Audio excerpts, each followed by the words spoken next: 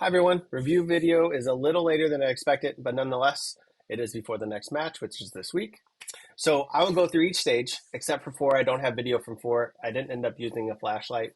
2 of these were actually low light. Wasn't able to get good video. Actually didn't even have a light bearing holster. So for stages 3 and 4, 3 I actually just held it in between these fingers, like, and wrapped around the gun like I normally would. Um, and on 4, I didn't use it at all. I actually had enough ambient light that I could kind of see what was going on. So here's what an IDPA target looks like. And the reason I'm showing you this up front is simply because I'll be talking about PDs, and that would be actually hitting outside of these zones, which is 0. So on each stage, it's going to be 2 hits on the target, best 2 hits. And ideally, you get them in the 0 section so that no time is added. -1 is -1 second, -3 is -3 seconds, or +3, +1, +3 respectively. A miss altogether is +5. So ideally, you hit both a -0. If you miss totally on both shots, it's +10. So to get that out of the way, each actual stage has its own kind of start position, everything that kind of lays out everything that you need to know about the stage. I won't read through the whole thing just to save you the time, but if you want to pause it, you're more than welcome on each of these. Moving down, start position 1 is where you're going to start, or SP in whatever capacity is actually where you're going to start. The green right here, those are fault lines. Anything that you see here is actually a hard wall that goes from the roof to the ground. So as you can see here, there's 1, 2, 3, 4 non-threats, and 1, 2, 3, 4, 5, 6, 7 targets total. Now, again, you want 2 on each of those. So to dive into the video,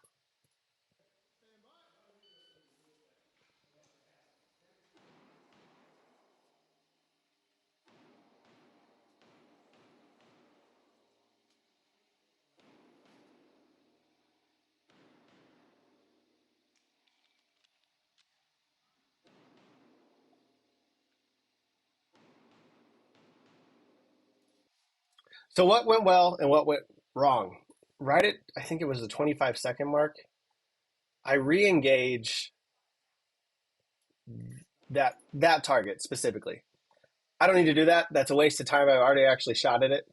As long as my shots were good, shooting at that again is nothing but a time waste. So that would be what went wrong. What went well was, I'd say, movement overall. The reload, I was reloading from my pockets. I didn't have my mag holders yet.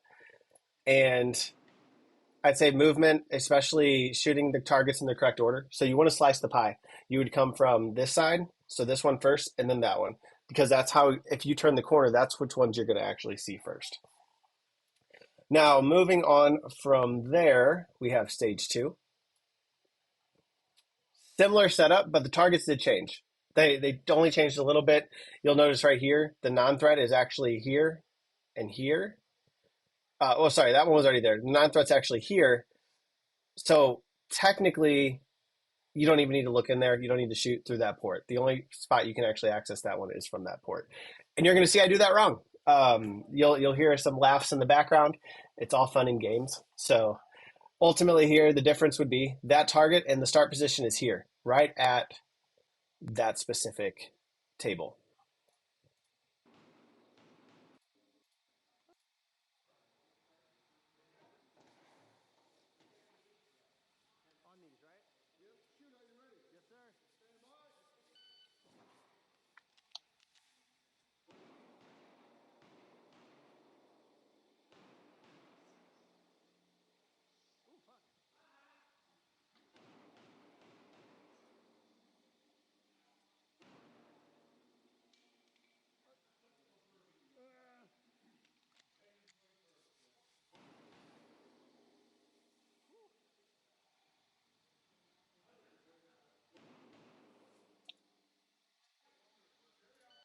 So what didn't go well there? I looked directly in the window and I knew the target was there. You get walkthroughs.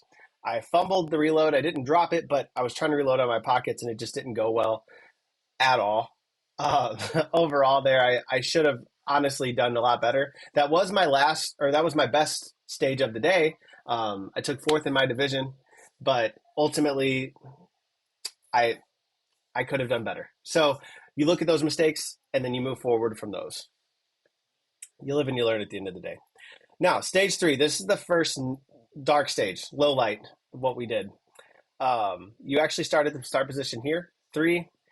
There's 2 exposed targets, and you move on from there. Now, these are fault lines. You can't move past those, the red and the green that you see on the ground here. You cannot move past those. So you can lean over them, but foot placement has to be inside of those areas.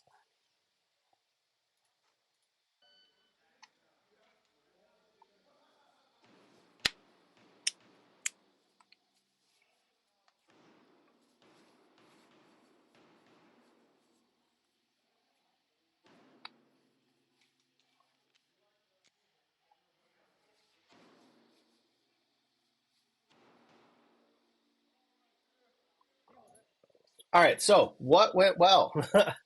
um, the actual, sorry, that's stage 2. The shots here are great. You'll notice I'm actually holding the light in between these 2 fingers. So I'm like this, pointing and shooting. You'll notice the light moves all around. That did not go well. Did not go well at all. Um, Reload was okay. Again, a little awkward, but I probably should have just went one-handed or changed my grip a little bit, and that actually would have went a bit better overall. And then, like I said, I don't have the video of it, but the last stage of the day was a very similar setup, but your start position is here.